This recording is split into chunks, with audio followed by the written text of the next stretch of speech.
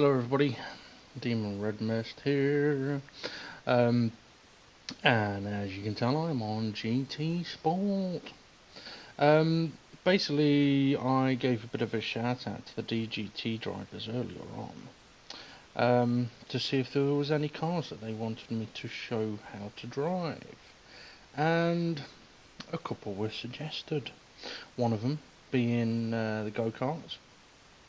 Another one being a Mercedes GT3, so I'm definitely going to have a go of them, and I may also have a go of a couple of others. Now, I have been wondering with the go-karts which track to go to. I was actually thinking about going to one track and not having to change it. Now, with the go-karts, I want a track that's got some combinations of corners, because that's where you can really get stuck with the go-kart, or should I say, you can really end up in the gravel with a go-kart. Now, an obvious one would be Suzuka, but it is a bit of a long track for the go-kart, but it can be done. So I'm just going to have a quick look and see if there's another track here that's got some decent combinations, quick combinations of corners, that could potentially give the go-kart a little bit of trouble. Looking at it, yeah, Suzuka would be the better one. But then I know we went around into Lagos the other day in the go-kart. So you know what, I'm going to go in them.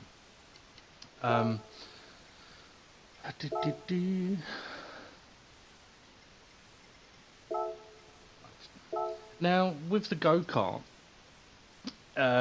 first time you drive it, it's funny as fuck, but at the same time it's very difficult, especially if you're on a wheel.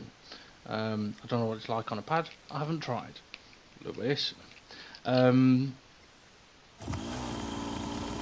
Oh, listen to that power! Oh no, sorry, that's just Steve farting. Yeah, so it didn't take too long for me to work out that there's a knack, there's a trick to driving the go-kart. Either that, or it's something that I've completely made up in my own head, but it works for me. And when I explain it to you, you're going to think, what? You're talking out your fucking arse, mate. Well, it works for me. And it's kind of like this. Don't steer. The aim is to try and keep the steering wheel as straight as possible, right? So that means if you end up in a bit of a tank slapper situation, yes, you may have to react to it, but don't overreact to it. Let's see, everything's pretty much locked on now apart from the gears. I'm not going to touch the gears because it should be what I drove the other day. So yeah, so now obviously when you come to a corner you have to turn, but the idea is that you turn a very small amount and then your aim is to keep the steering wheel as straight as possible, right? So as I'm driving round here, one of the things I'd like people to keep an eye on is the red dot that shows where my steering input is, because then you'll be able to see.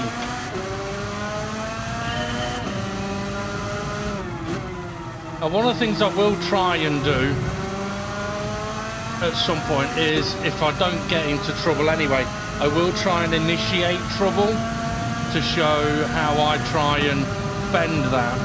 So every little adjustment I make here has quite a big effect, but on these straights it's not too much of a problem.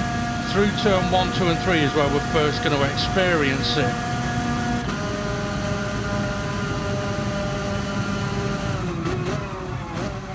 So turn in and now hold the wheel, get the wheel straight. So even if we get sideways, we initially get the opposite lock on and then we straighten up the wheel.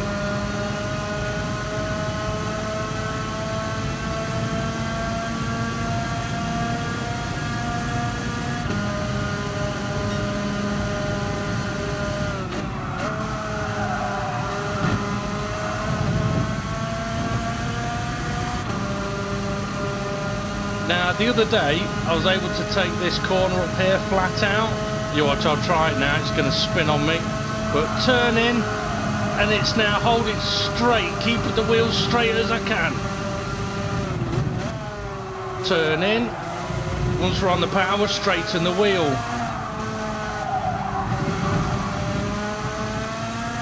So it's all about initially turning in, then as quick as possible, straightening up the wheel. It sounds stupid, but it works.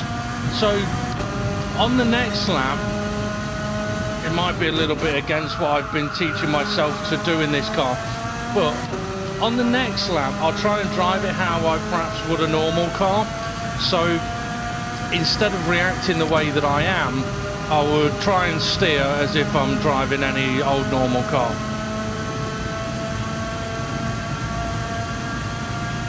Now what I might do, I might go to Suzuka actually, because the combinations of corners is definitely an area that can cause a problem for the go-kart.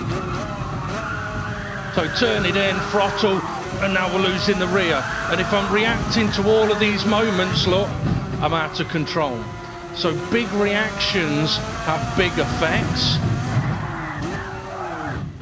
Big curves create big shits.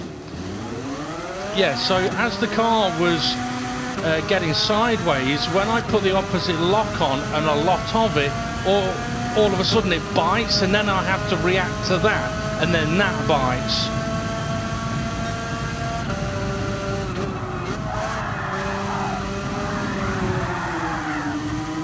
But you can drift the go-kart as long as you know to straighten up the wheel. Now once you start actively doing that, if I turn this in too much here, it's going to want to try and spin. To still get round there, it's just by not overreacting. Lots of steering angle, now I'm reacting.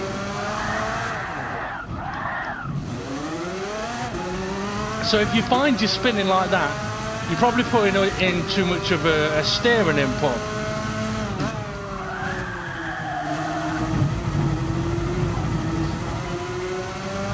So let's have a look in this final corner here. How much steering input I put on this occasion.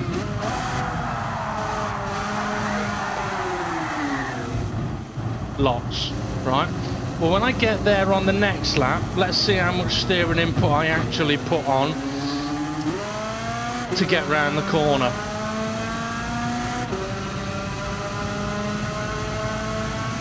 I mean, you can also, I mean, for the steering inputs, you can obviously look at the steering wheel on the screen, but it's the red dot that is more useful to have a look at. If you're not sure about what red dot I'm on about, where the rev counter is, just above that, underneath the time is a red dot.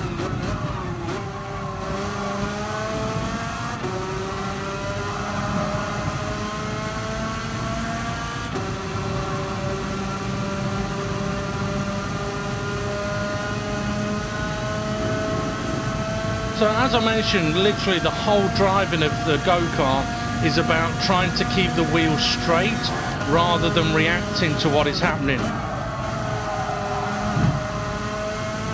Or overreacting to what is happening. And the thing is, it does sound a bit backwards to not steer, but once you start doing it and you're realising the effect it has,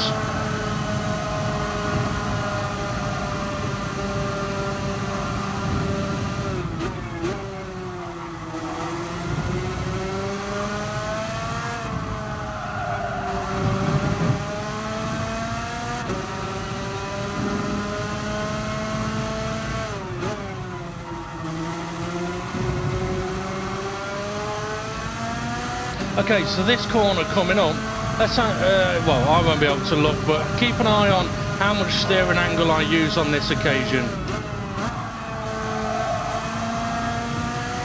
I mean, I missed the apex, but it's only because I turned in a bit late. But very, very minimal steering. Now you could say, oh well, the steering is too sensitive. Okay, you could say that. Or you could just learn how to be very subtle with your wheel. Because what you can learn with the subtleness of the wheel in the go-kart, it still applies to a normal car.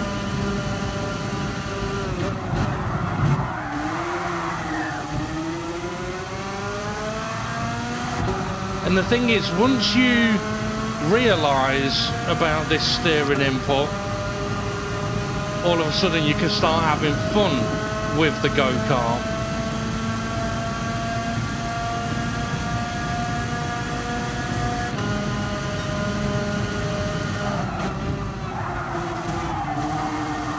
Or you could just knock down shift. It gripped up too much. Right, let's go to Suzuka to get the combinations of corners, because combinations of corners is definitely a problem inducer. And by that I mean, for example, like Suzuka's turn 3, 4, 5, 6 and 7. It's a corner one way leading into a corner another way, and effectively what it does, it changes the weight positioning within a car. Although the weight physically does not move, its load does move. So, I mean, I've been through that before, but anyway, if you need that explaining, YouTube it. Okay, Suzuka. Right, yeah, so going through a corner in one direction, then leading into a corner the next direction, it's how the Scandinavian flick is done. It's how drifting, they initiate a drift. You turn one way and then turn the other way. It's part of the initiation of drift. So in a go-kart it will do a similar thing, but if you apply too much steering angle with it, you'll spin. So the trick here is still the same as what I've just mentioned, where the aim is to keep the wheel as straight as possible, even through this first section around somewhere like Suzuka.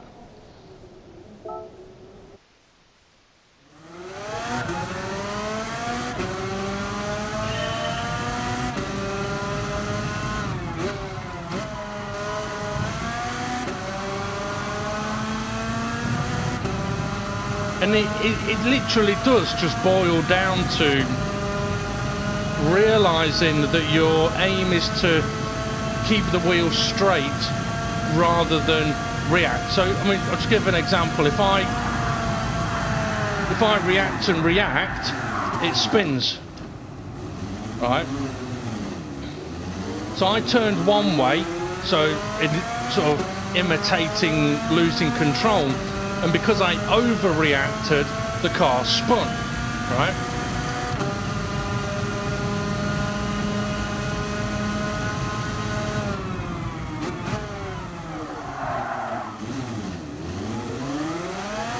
Now this time, I'm going to turn like I just did, but I'm not going to react, or nowhere near as much.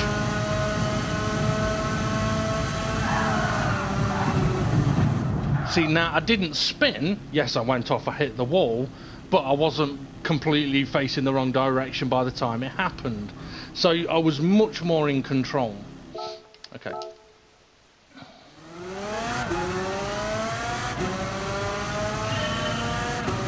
Now the thing is, once you get used to this concept of keeping the wheel as straight as possible, then what you find is what effect the throttle pedal actually has to the car. Because what you then realise is about steering with the rear. So when you apply the throttle, what does the car's steering physics do?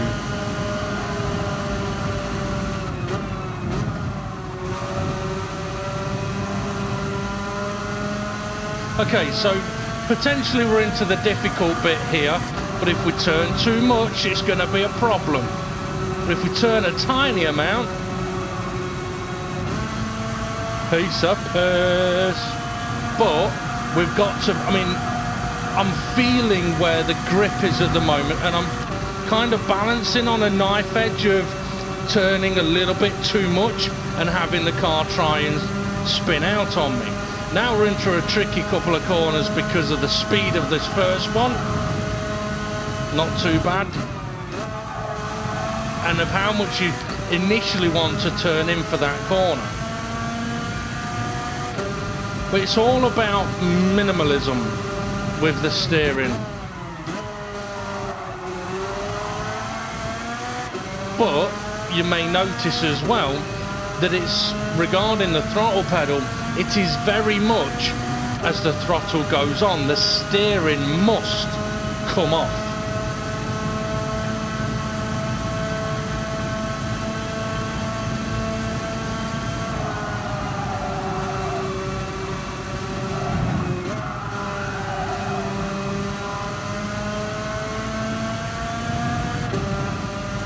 So, in a way, I'm trying to drive this quite calmly, and it is the best way. If you're erratic with the go-kart, you'll crash. But if you can bring a little bit of calmness into it, all of a sudden, it completely changes what you can do with the car.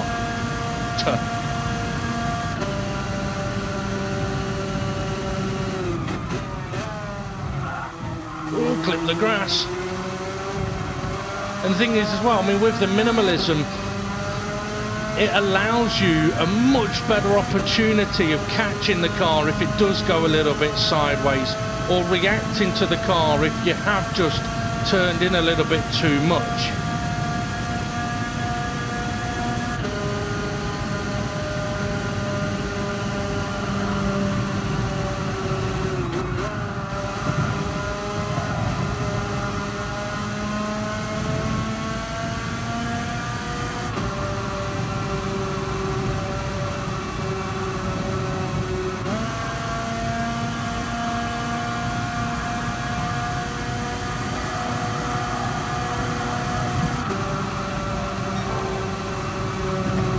So it's all tiny, tiny adjustments on the wheel.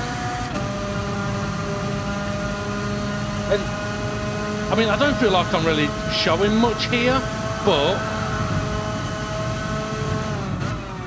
if it lets people know where they might be going wrong, then okay. Also, it's actually quite nice to drive it around here. Too much steering, too much throttle, but because I know what's going to happen when that happens, I can save it. And so can you.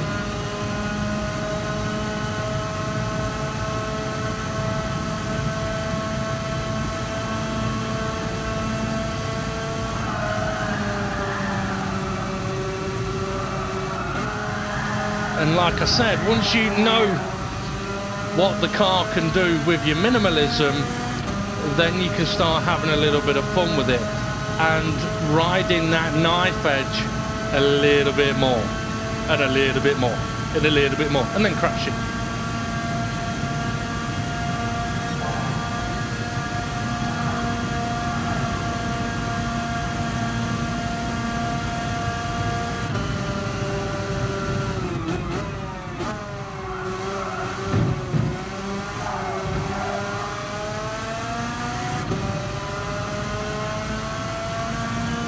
Okay, so I'm going to try and push it a little bit more on this lap. I might go over the limit, that's all part of the fun of it.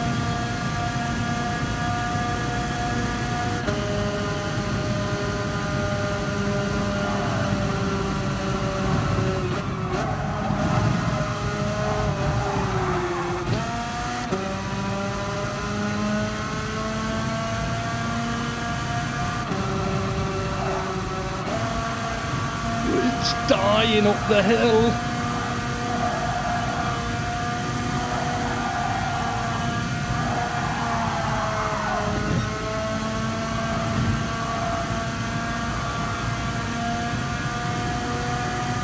But even there, it wasn't about the reaction, it was about getting the wheel straight again.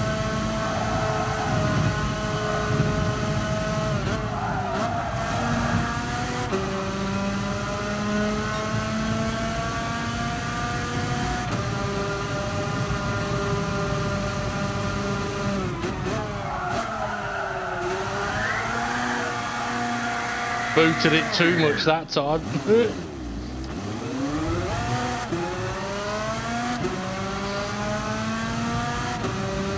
The thing is, I mean, it's like I said, once you kind of get the basics of the go-kart figured out, then when you do stuff like that, it's funny. It's fun, it's enjoyable to fuck up in the car, rather than it being amazing just to get around a corner.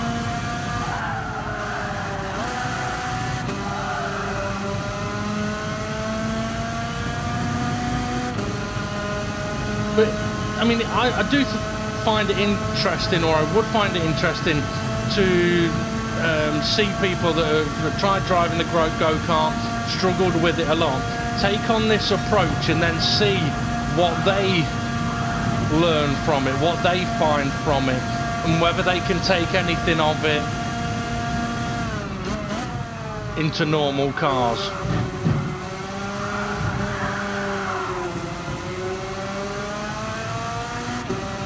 So even though I got a big sideways moment there, I was able to save it by making sure I got the steering wheel straight as soon as possible. I was 7 seconds slower than the previous lap, but that's what happens when you push it sometimes.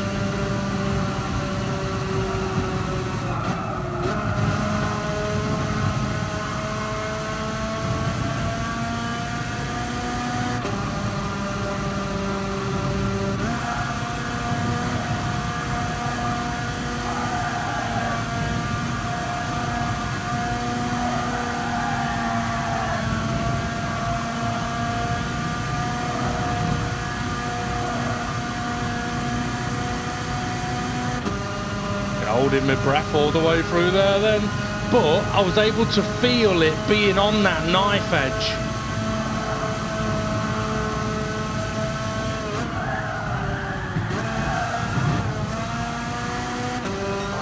Okay, there, if I'd have overreacted, I'd have spun it easy. And to be fair, I will say it is not easy to go against your instinct of what to do when the car goes sideways. But in a go-kart, I found it very useful to kind of quietly talk to myself as I was driving round,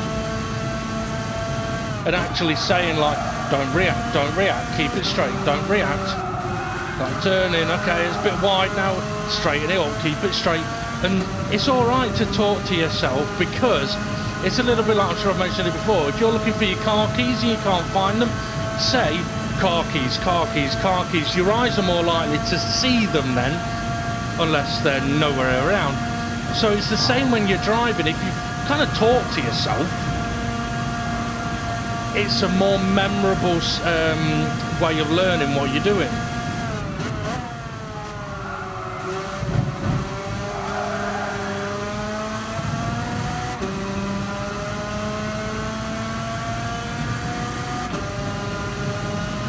Go on. Ooh, beat it, just. So, there we go.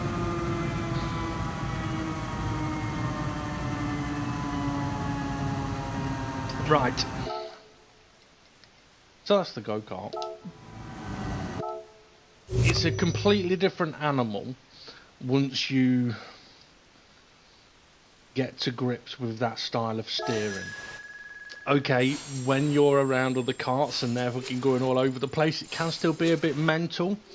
But if you're following someone who's in a go-kart and you see them wiggling all over the place, now you'd be able to go, he's overreacting, right?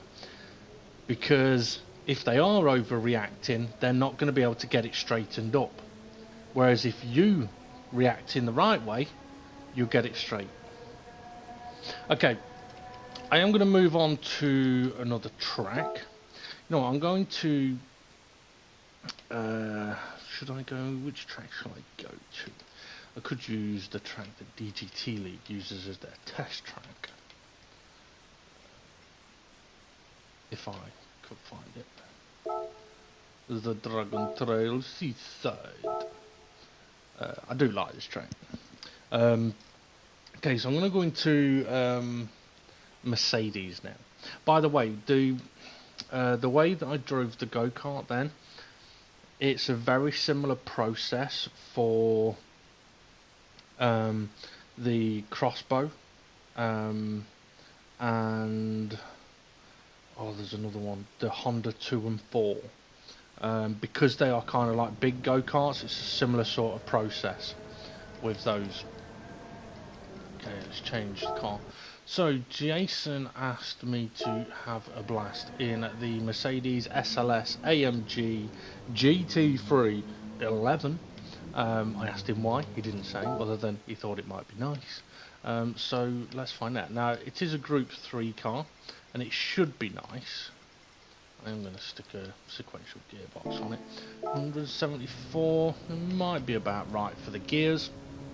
Now, before even driving this car, it is going to be very, very different to the go-kart, but there are things that I will have learned from the go-kart that would apply to this car. For example, if I'm going on the power, I have to make sure I'm coming off the steering, and also in changes of direction to not overreact, because it's very easy for people to overreact in those kind of corners and initiate the car to go sideways, and then simply think, oh well, it's the car's oversteering. Well, it might be, but it also might be that you're initiating a drift when you don't want to. Okay, so let's see. I have had another Group 3, a Beetle Group 3, go around here in a 137.6, which ain't too bad. Right.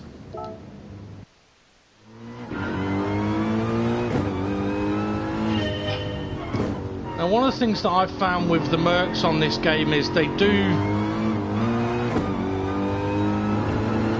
sound a little heavy, they feel a little heavy, and they drive a little heavy. Some of them are a little bit understeery, but they're not necessarily oversteery, but they are very good cars.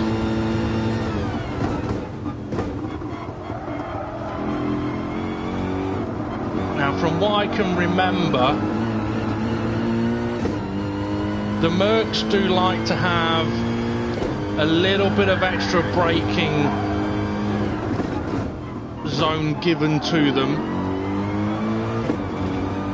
so that you can get it slowed down and turned in. But once you've done that, the power is there for you to use. Well, the power and the grip. So, as I understeer wide. Now, some people prefer a car that has a little bit of understeer sort of tuned into it. Some people prefer a completely balanced car. Some people prefer an oversteery car. Me personally, I prefer, well, you see, I wouldn't necessarily call it an oversteery car. I just like a car where the front end goes exactly where I tell it to, and that usually comes with the rear end being a little bit loose. So for me, driving a car that is a little bit understeery, I wouldn't say that I don't like it, but I don't prefer it. And this is one of those cars that is a little bit understeery. But the way that I deal with that is by giving it more braking, and then I don't get the understeer until there.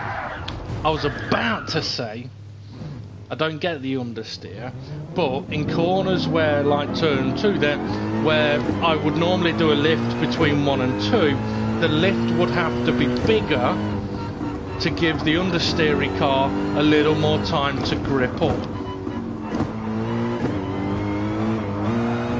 Now, there is another way to try and get around the understeer, which is to steer more, but that's not really going to work, because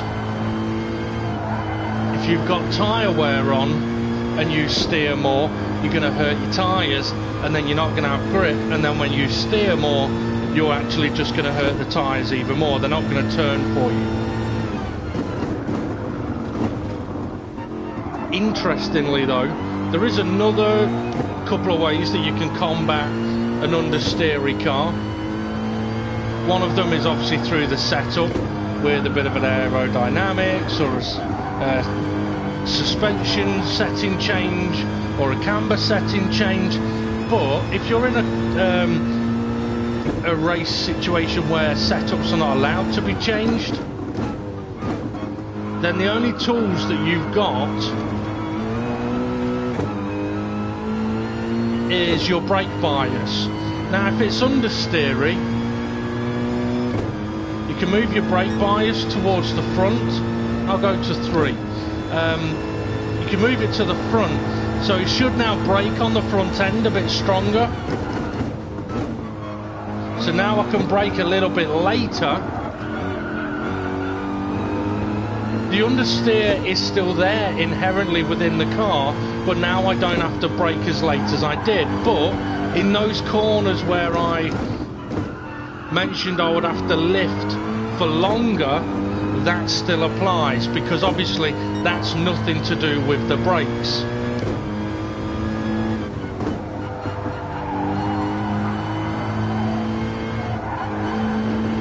Now admittedly, if you are in an understeery car as well, one of the things that you don't want to be doing is braking and turning, because if the front wheels are already struggling for grip,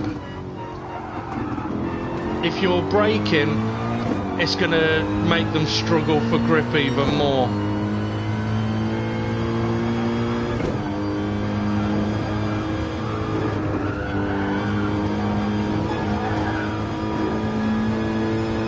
Now though, I feel like I've got a bit more confidence in the car, because I know when I hit the brakes, it's going to slow it down for me.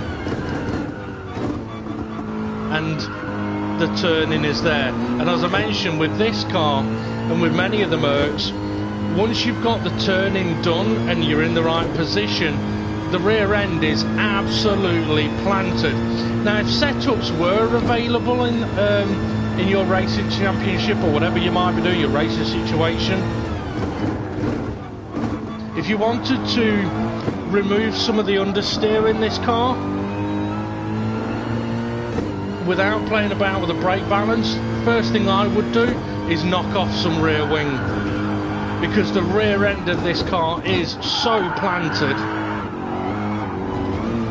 that when you boot it, like I just tried then, it just brings in more understeer. That's how much grip the rear end has got. So for me, you could take off some rear wing, loosen that up a little bit, and it'll make the front end stronger, and then it'll turn better.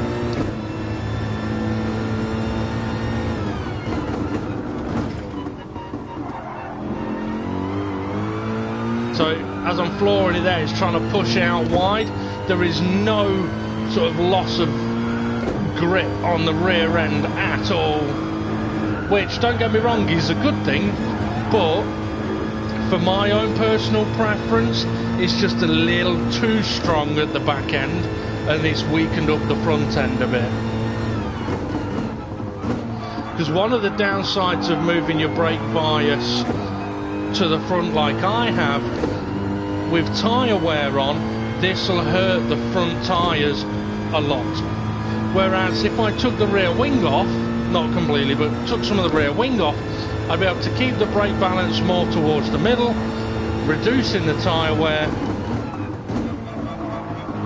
but still have the benefit of being able to brake later and get the car turned in.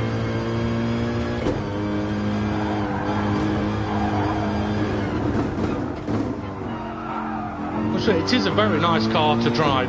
Once you know that it's a bit understeering and you can compensate for it, it is a lovely car to drive.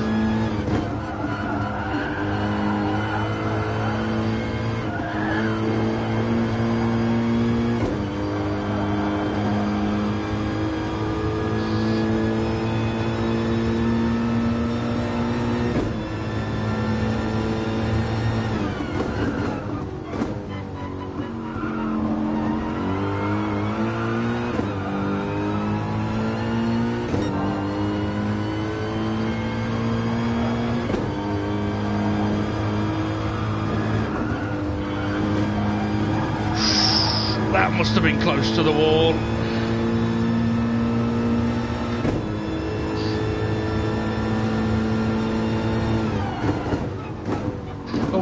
I mentioned at the start of driving this Merc that it kind of sounds heavy, and it sounds heavy. The engine note is, I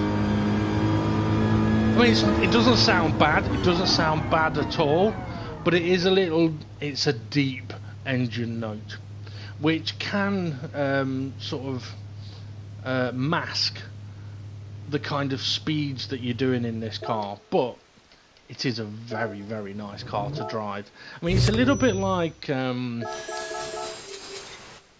the Mustang Group 3 or even Group 4 on this game, where handles lovely, but in the Mustangs the sound just lets it down a little bit, unfortunately. I mean, don't get me wrong, it sounds better than current F1 cars do, but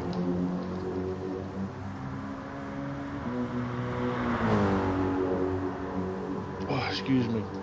And the thing is, I mean, there are minor differences of inherent driving styles of the cars. So the Mercedes, little understeery, rear end absolutely planted, right? The Jaguar, little oversteery, but bloody good, really good car. I think what else is there? There's the Ferrari, pointy as fuck on the front end, and what I mean by that is it turns in quite a lot, but then actually doesn't have a lot of grip. So it kind of very pointy, but also understeery, but also very oversteery. So almost as if the balance isn't quite right in that car.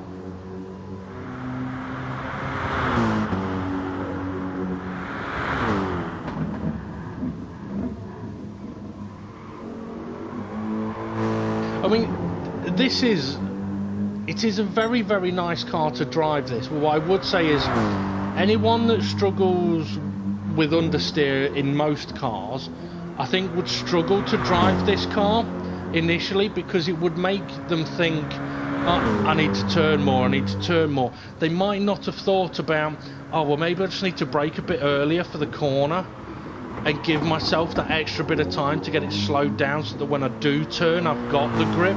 Because that's the key. The key is, when you turn, you need to have the grip. So what do you need to do to get to that point that when you turn, you've got grip and not understeer? And usually with understeer, it means you're going too fast. So you can brake a little earlier and then realise, okay, yeah, even with a bit of understeer, you can still fucking spin it like that. Even with a bit of understeer, you can brake a touch earlier, but still turn in, make the corner, and come out quite quickly. Then you can have a look at, okay, is there anything that I can do that would allow me to brake a little bit later, or back at the point I wanted to, and still have the grip, so like I did with the brake balance. Now with an oversteery car, if you can't touch the setups, the best way you can solve oversteer is treat it a little bit like the go-kart. If you turn in too much, it's going to kick the rear out. If you throttle too much, it's going to kick the rear out. If you throttle and you don't let the steering off, it's going to kick the rear out. So stuff that I showed in the go-kart earlier can definitely aid in that situation of having an oversteery car.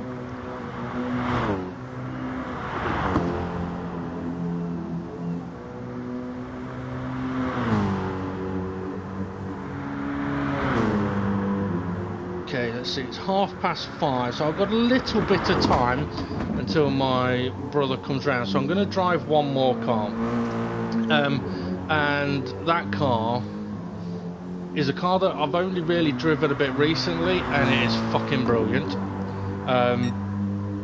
And there are a couple of cars that I would recommend the DGT drivers get.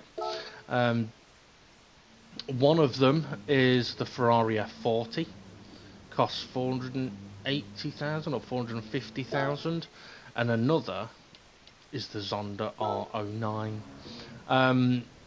This one though costs 1.8 million, but I would recommend it because this car is an absolute animal. Now, what I've done with this car is I've actually detuned it, and the reason for that was I was just having a look at a few cars that are perhaps a touch wild for some people to be able to really race them.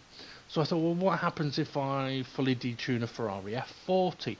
Turns out it's bloody lovely to drive and you still get all the noise.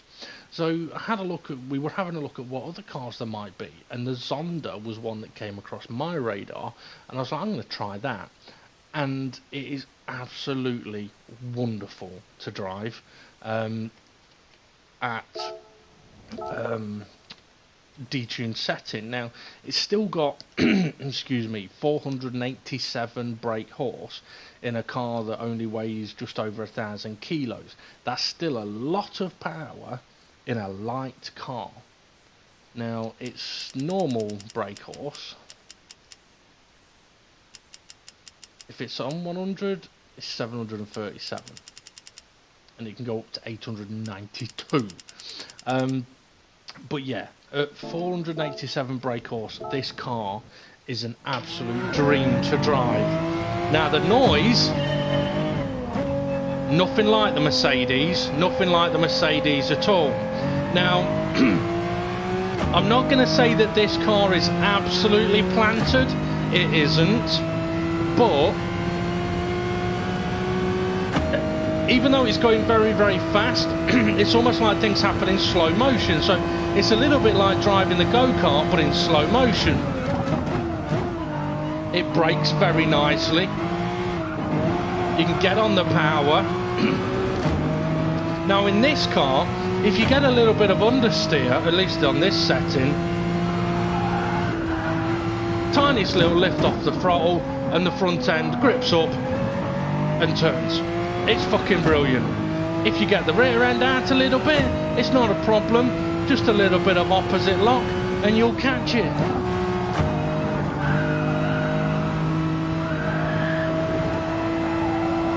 And the noise that this car makes is absolutely fucking wonderful as far as I'm concerned.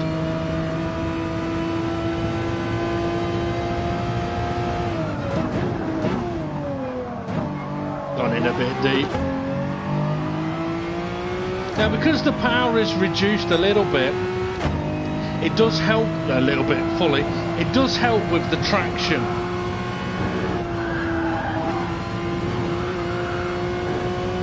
It means that you can plant your throttle and it'll pretty much grip up for you, but it's then about what are you doing with your steering.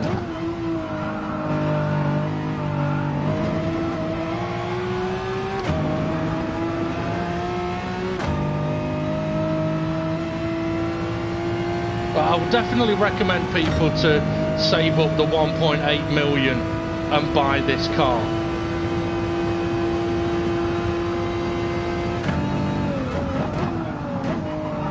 I mean, to be fair, well, I was going to say it is a road car.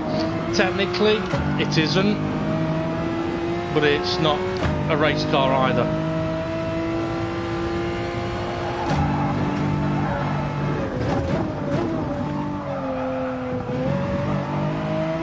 Rear is absolutely planted through there.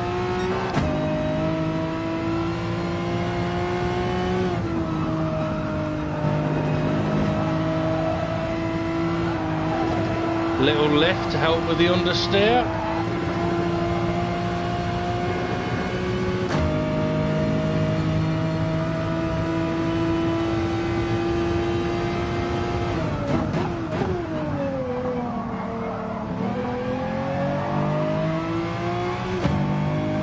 Lovely and balanced through there.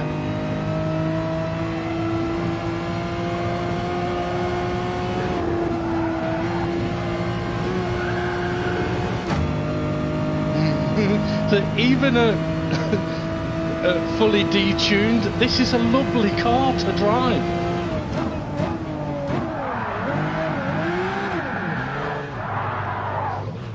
Unless you drive it like a knobhead. Right. So yeah, I mean, that car is...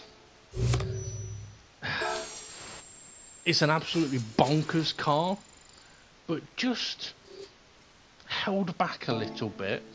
And I would recommend doing that with this car and other cars that are a little bit bonkers, a little bit like the Ferrari F40, right?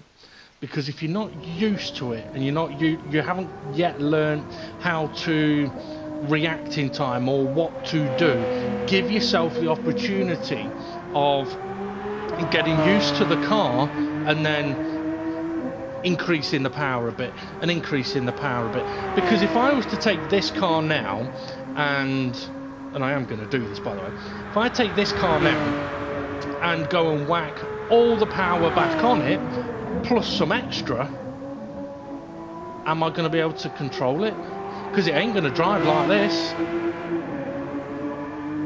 We'll find out.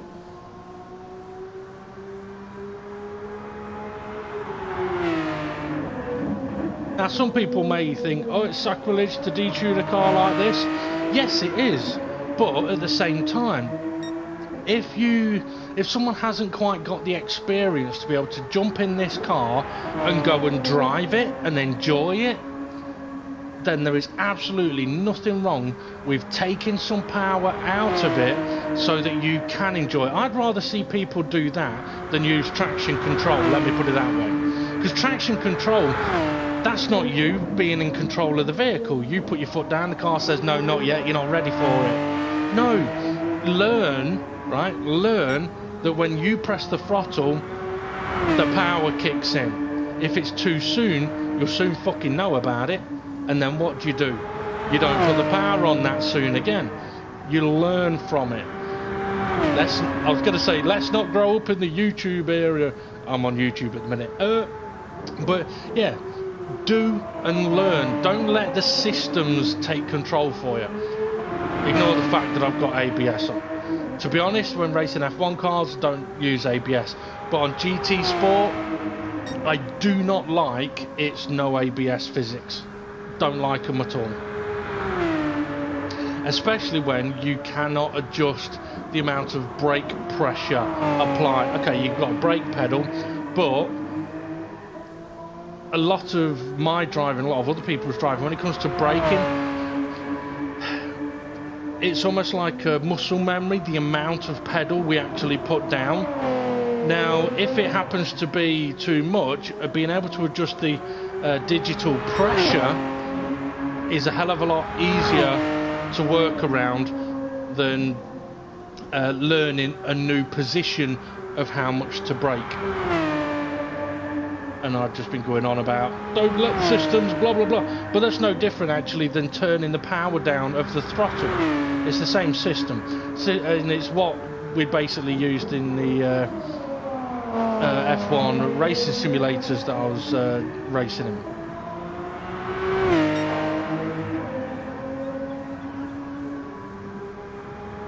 I must admit, this car looks good, sounds good, drives good.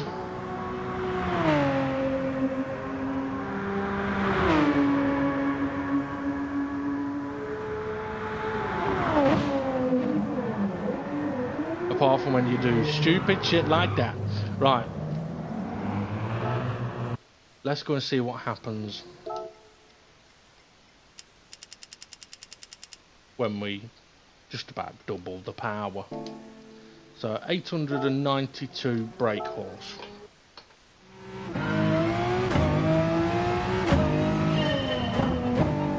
Now bear in mind the brakes are no better.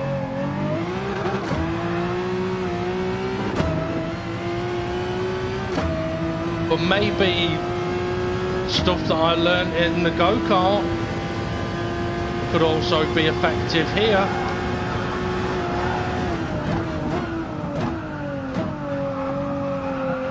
Holy shit, the braking point for that corner is so early.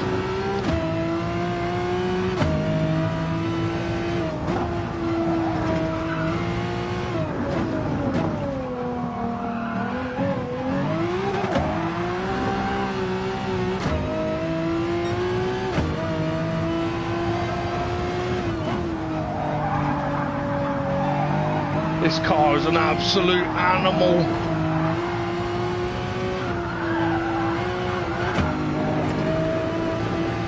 Now, I'm noticing that this car has got understeer kind of built into it as well. Now, because the brakes are no better than what I was just using, I can't brake anywhere near the points that I was.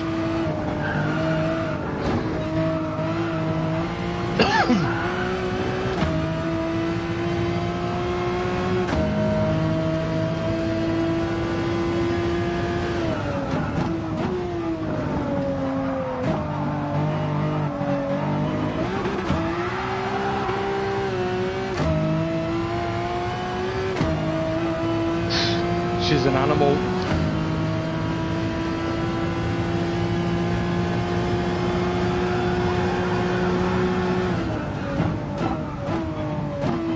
Now I'm braked at 200 meters.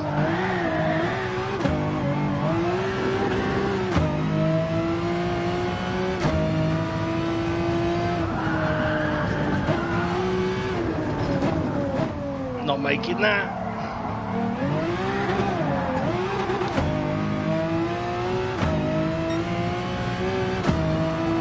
So, when I am losing the rear of the car, I am trying to do minimal reactions. So it is very similar to the go-kart, it's just a minimal reaction in this is still much larger than what I was doing in the go-kart. But if you rewind and look at that bit in a moment, yes, I reacted to going sideways, but then it was all about getting the wheel straight again. So I got the opposite lock on to save the slide, but had to get the wheel straight again as soon as possible. Otherwise, the car would have gripped up on the front end and gone left.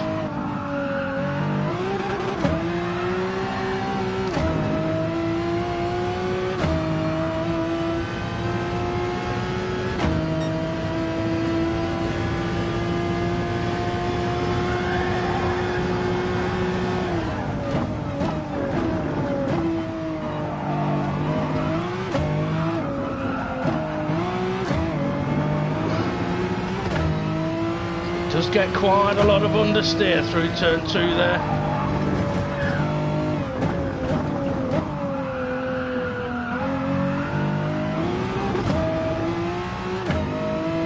So as I'm going round now, I've had a few sideways moments, and that allows me to know, okay, there's too much steering angle with too much throttle, so I need to reduce either one or both.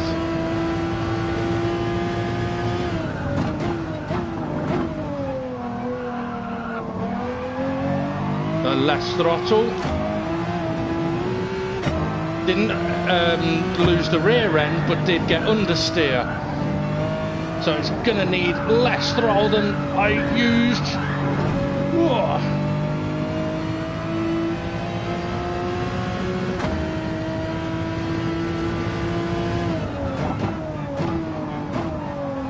But this is a good example, though, that about changes to a braking point. Like this car's braking point on the lower power for turn 1 was like 100 meters, 110 meters. This car, 200 meters. It's the same car, just got more power. So if you're used to driving like N200s, 300s, 400s, and then you jump into N600s, 700s, 800s, and you try and brake at the same point,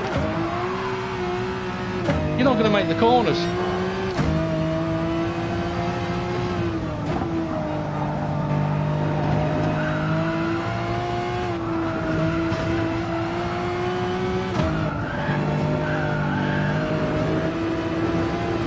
Right on the edge there.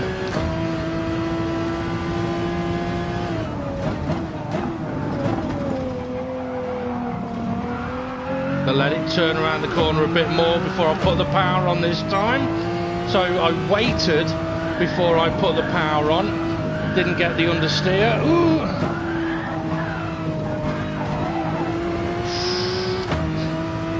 Can't thrash it through there at all.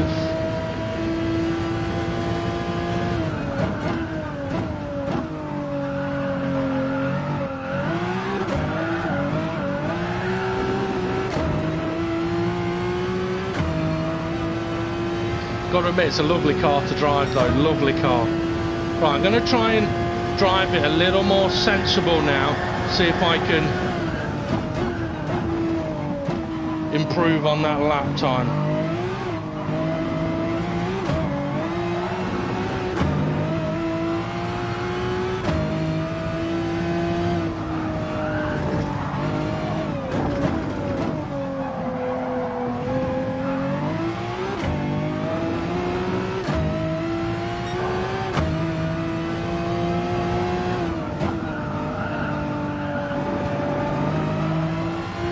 Took a tighter line there to try and be tighter there, to try and have a better exit here, and it's worked.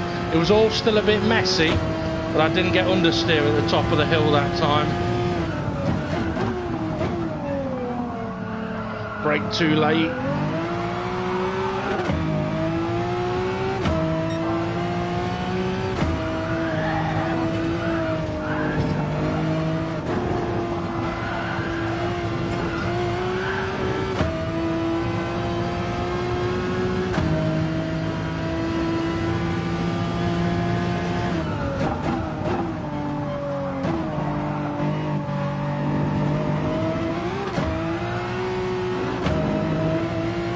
So just as the oversteer wanted to kick in then, because I'm being a little more sensible and going just under a second faster, because I was being a little more sensible, as soon as the rear end wanted to slide a little bit, I was able to straighten up the wheel, nullify the slide.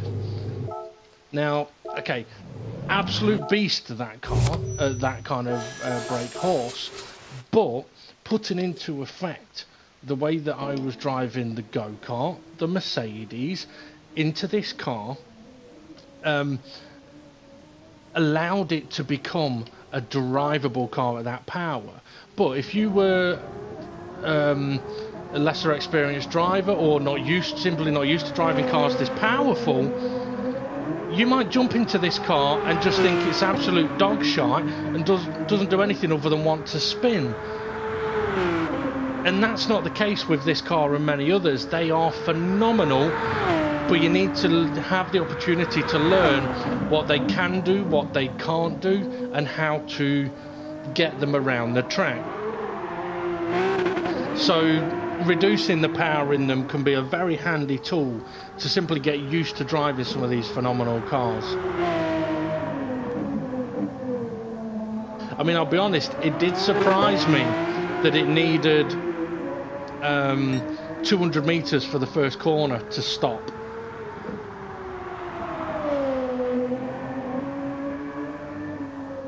But that's the thing, I mean, it would be so easy for someone to jump into this car knowing that normally the braking point for turn 1 here is 100 metres, 110 metres, brake at that point and still be doing 100 mile an hour into the barrier.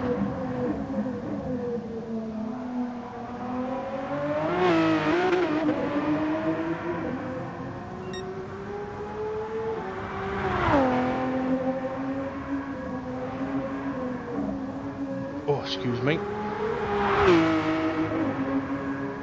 It does make some noise, this.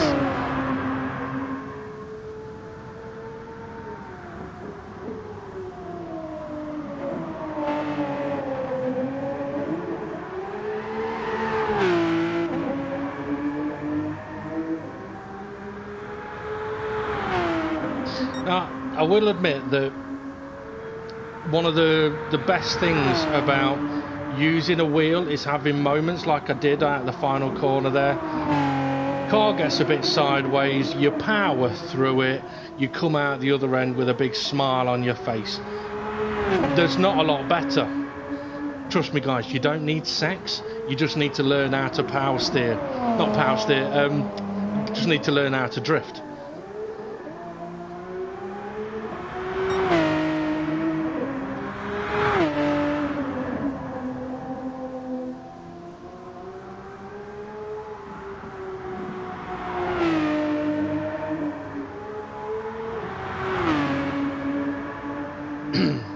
say I am enjoying watching this car. I know I do show a lot of replays on quite a lot of the videos I do like this, but there's a few reasons for that. One is I like to see what I was doing. Another is I like to see what the cars look like. Another is I like the replays on GT Sport. Okay, some of the cameras could be a little better positioned, but it is a very beautiful replay.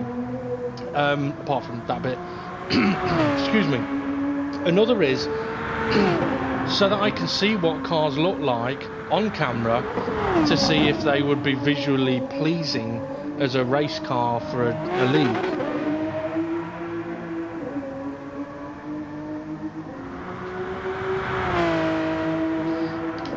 But I must admit, the Zonda, once you've got used to how it drives, and I've been driving the Zonda on many games for many years, and when it first made its appearance, it was an undrivable beast. But admittedly, I hadn't then learnt how to drive it. Since then, I have. If I remember rightly, I think one of the world records I had at Donington Park on Project Cars time trials was in a Zonda, because I got to enjoy it so much. And it is one of those cars that once you get used to it and you know what it can do and what you need to do, I could drive it for, I was going to say all day, but I couldn't, because I would have to stop and go for a shit. But yeah, it is one of those cars. I think it's just the combination of the look of it, the sound of it, and the way it drives.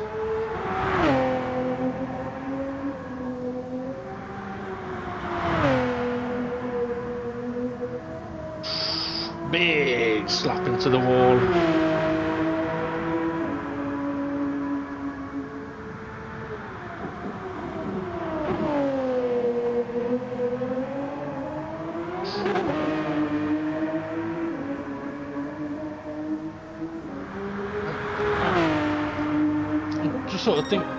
I'm trying to think if I've ever actually seen a Zonda in person. I don't think I have, you know.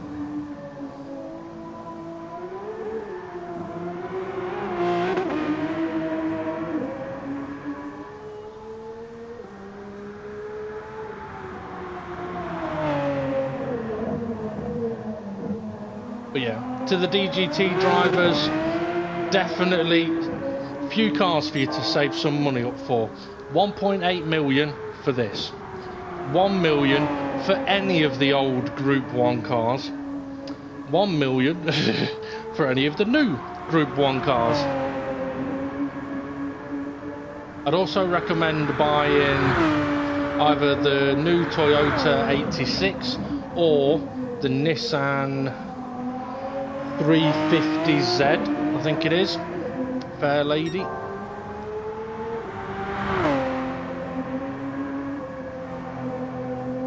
Although, make sure you've got enough money to buy whatever the next DGT League car will be. So yeah, it ain't going to be this car, that I can tell you that, so don't worry about that. Because interestingly, if DGT League chose to use this car in a season, which I would love, it would be the most expensive car that I've used so far.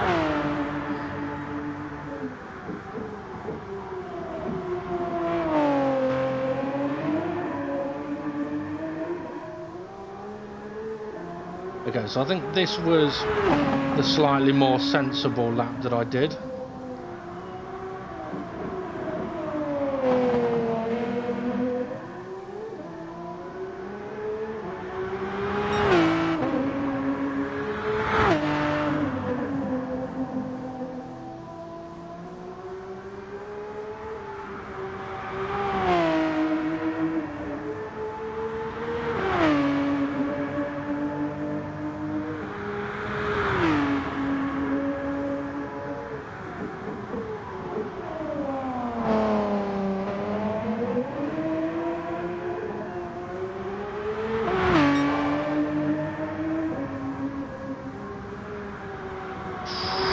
Little bit bumpy, close to the wall.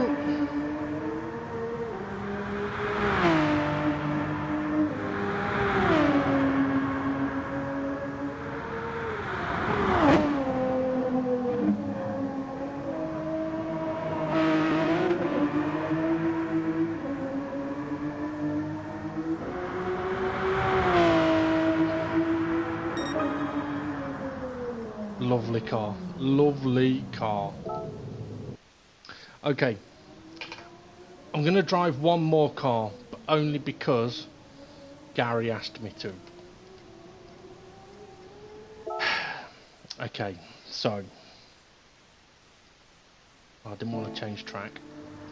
I change car. Gary wants me to show the best way or how to drive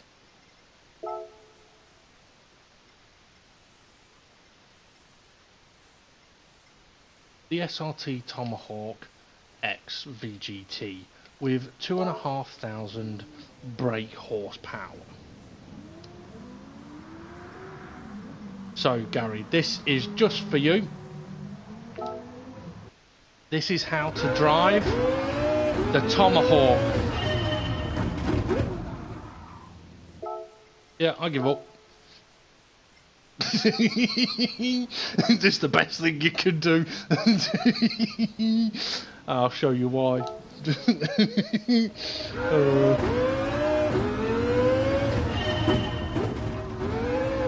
Now, I have popped wheelies in this car, and I'm not the only one. Some did not believe me when it happened. Now I'm going to try and get it to pop a wheelie. Chances are it won't happen.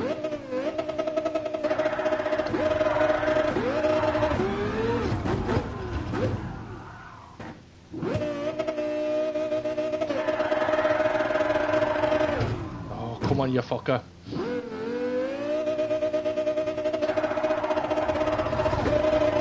It's not doing it now. Right, how did I do it?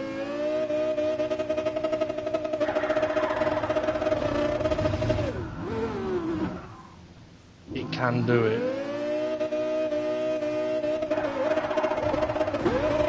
There you go! Popped a wheelie!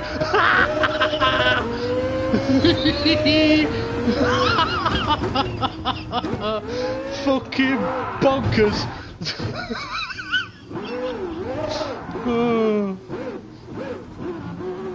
So, what did you see in your rearview mirror, Dave?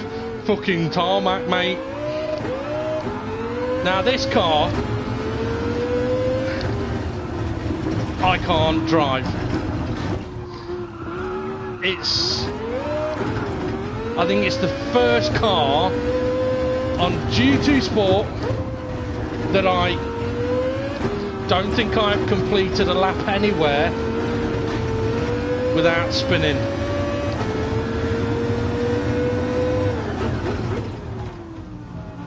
Take it nice and carefully.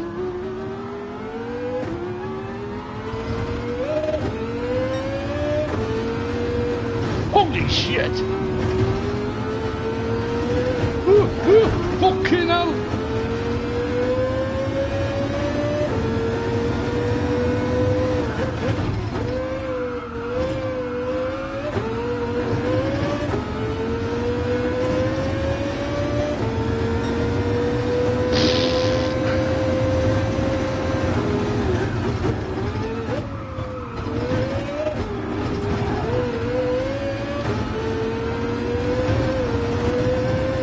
Oh, Steve's saying answer the door. You should have texted me. Right, I'm coming. Right, I've got to go, folks. Have a good one, everybody. And I'll see you later. Fucking Tomahawk.